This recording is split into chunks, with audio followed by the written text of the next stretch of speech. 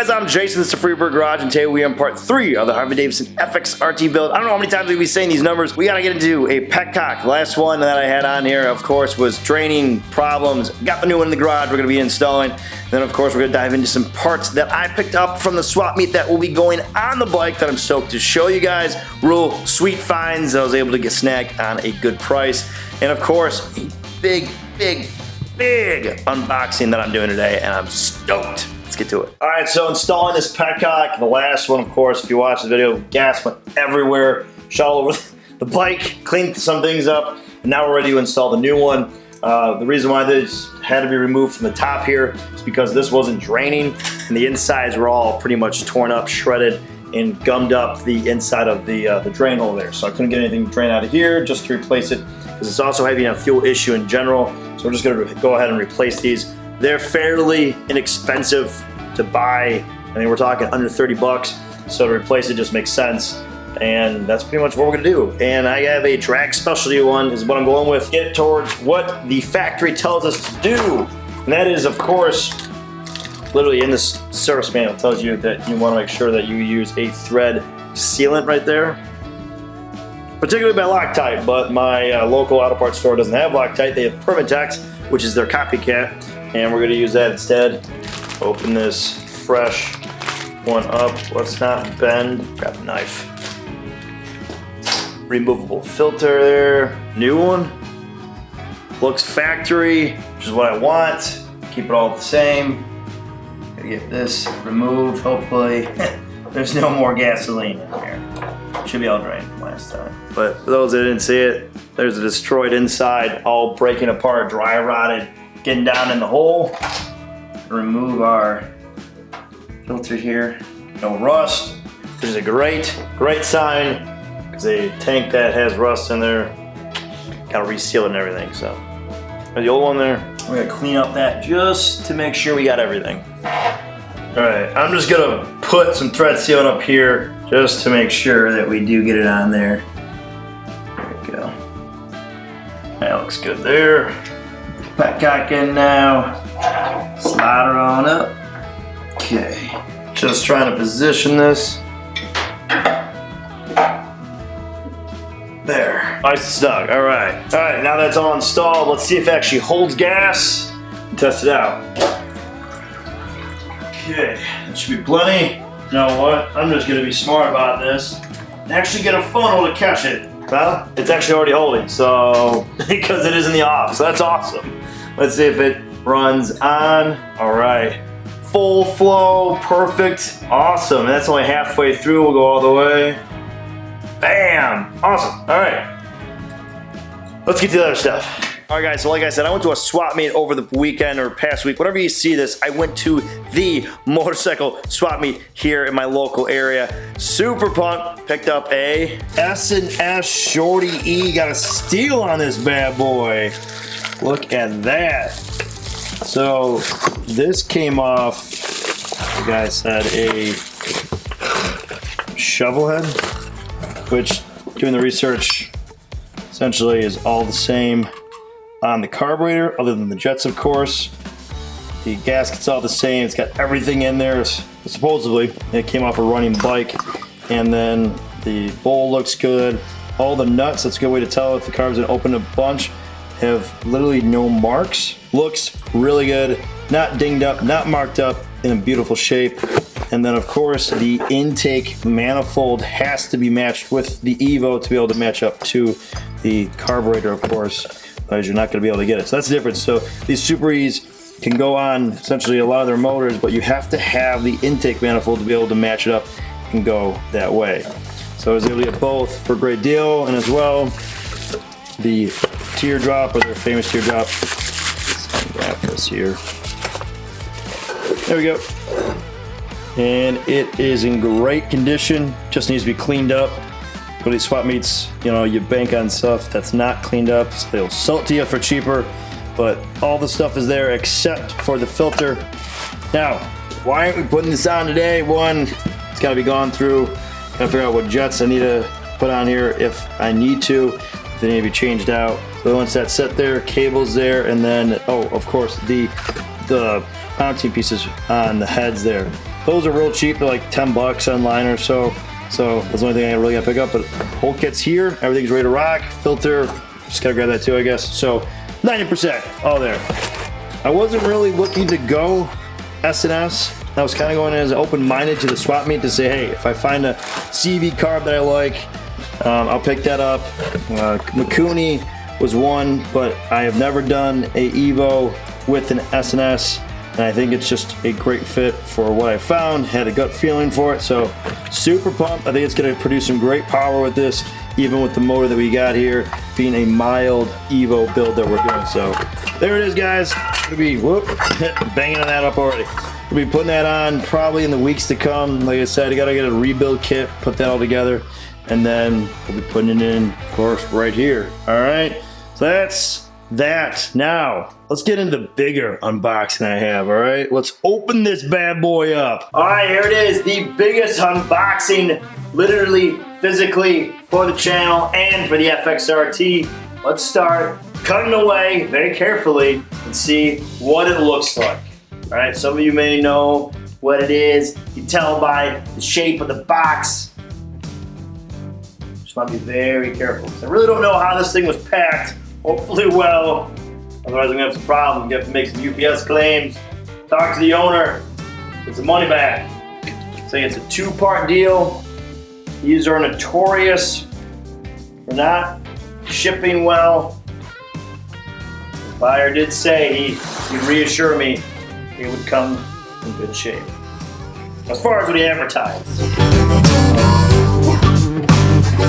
A little nervous here. I'm really hoping that it is what it is. First, through big part there. On. Oh man.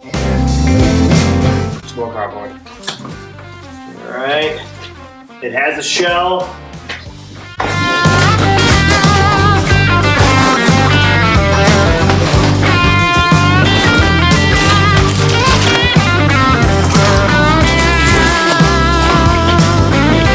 Alright, cap's off. We're in the main shell, guys.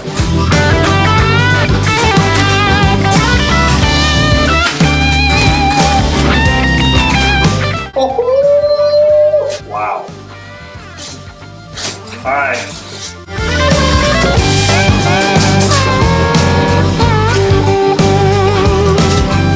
Oh my. Keeps coming.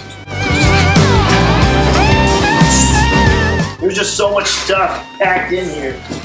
Like, hide in here. Jeez. Wait, that's not the right. Hold on. We gotta do it from this side.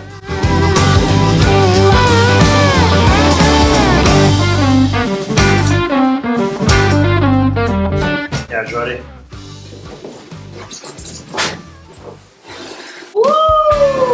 Look at that!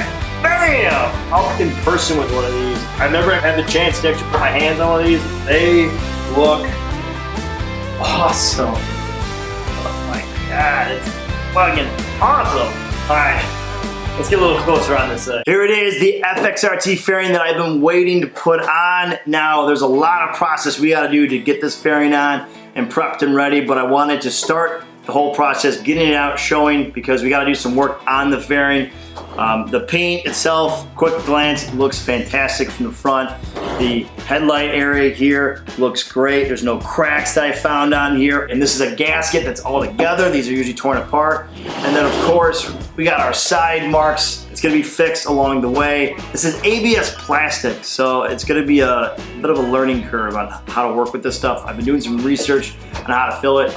And these are gonna be fairly easy. Luckily, there isn't like a massive hole that's missing. A lot of these come like that. They're missing big chunks of the plastic, vibrations of the bike. If it was never mounted correctly or if it was missing some of the mounting pieces, these are known to be cracked, bashed, and beat up. And then the repair jobs that these bikes go through that, you know, secondhand, thirdhand people get are never that great, so I want to take my time in order to get this thing properly done. I said 1986 for a reason because of the dash area. 1985 was the last year that they actually had the smaller dash where the gauges were on the tank on the FXRTs, the FXRPs for the police versions, which were also made all the way until 94. Police version dash all the way throughout the years, but they stopped that in 85, and then in 86 they created this. Now in 87 they put a premium radio up here. Tracked a lot of these parts down, they're in storage, I gotta get them all out, and there are 2 cracks here that I'm well aware of here. There's one right here, and then this one has been slightly like repaired before. Fairly common. It's hard to find these fairings without those cracked in there. So we're gonna get those fixed, look up different ways to do them. It's not impossible. Gonna make them look as decent as one can be, I guess, as far as what I can get into it. But overall, I mean, everything else in here is non-cracked, and the mounts are still great in here. The bottom pieces are all still put together. These down here have been known to snap off on a lot of times when you find them. So this is an all-in-one fairing we're gonna be putting on the bike, and I cannot be more pumped to get this on there. Resourcing a lot of these parts for this fairing is very difficult, almost next to none on some of these that are just, you're shut out of luck. I mean, that's what it is. I mean, if you got even 50%, there's still a lot that's missing, and eventually you're just plugging holes and it just looks bad in my opinion.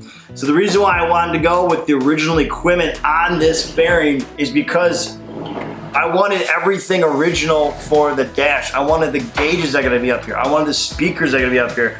I wanted the vent louvers. I wanted the glove boxes. Everything to be original on here because it just looks awesome put together. Now the aftermarket ones, believe me, to each their own. You want to have the aftermarket fairing. It looks like an FXRT, awesome. But it's non-functional. You got to cut out all your holes, and then you may have a radio up here, and then you're looking at just plastic or whatever it is on there. But I wanted this to match of what the bike is and from the era and everything. So super pumped getting this together. Got a lot of pieces to get together. So let's get tearing apart some of the front end. The electrical harness for this fairing is all packed in here. This is what's been hiding away. We're gonna start taking apart some of the weird stuff that's on this, kind of see where the map is gonna lead us, and then kind of figure out what I'm gonna need to get this fairing, lights, everything put together, all right? So let's get rid of this. Goofy, it's hoping to cut that right off. That's not gonna work. Grab some tin snips. Plug these here. All right, see where this leads here. Pop this off. Take off his bag. And this thing, all types of tied up. Bring this over here. All right, so they took this bag, cut a hole in it, and it's time to release it all. Just gotta cut it. There we go.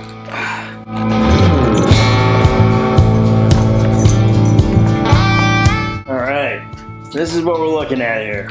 Big old wire mess.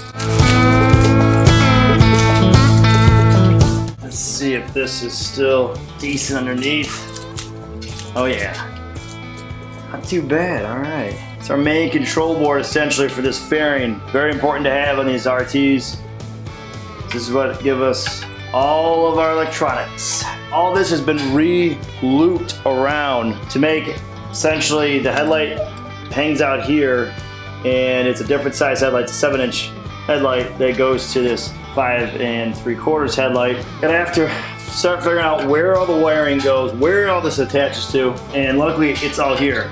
I wanted to make sure that this wasn't all chopped up and everything looks still really well preserved from being in that bag. So that's good. All the wire mesh here gets looped back around, and I double checked. Looks like up here they got rigged so it goes back right into the headlight separately. Normally the FXRs are all bucketed inside the headlight and everything is now on the outside, but the whole harness is still here.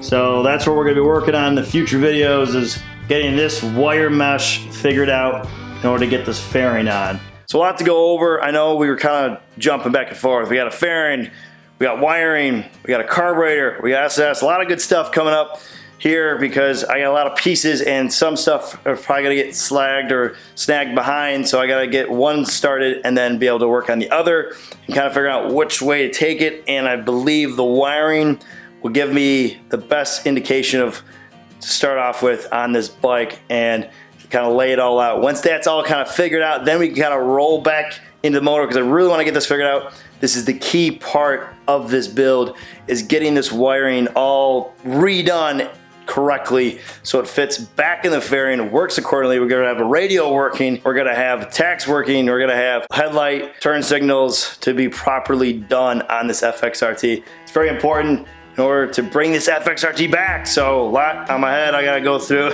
and figure out so we get a lot more done in these videos. But some exciting stuff, guys, obviously coming through. Super pumped to get these videos rolled out and get this FXRT build a little more on its feet. That about right for me in this one, guys. I would greatly appreciate it if you could hit the subscribe button, tap that like, press the notification, leave a comment below and tell me what you think. For those that have already subscribed, thank you. As always, stay free. I'll catch you guys later. Peace.